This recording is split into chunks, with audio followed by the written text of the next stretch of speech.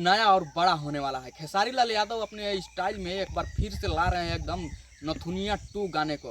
पहले आया था नथुनिया,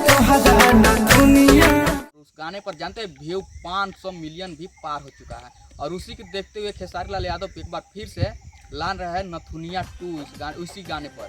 और गाना आते ही देखिए रिकॉर्ड तोड़ता है या नहीं, तो गाना आने के बाद ही पता चलता है। तो ऐसे लग रहा है कि एकदम यूट्यूब पर धमाका हो जाएगा। और खेसारी लाल यादव अपने गाने में देखिए क्या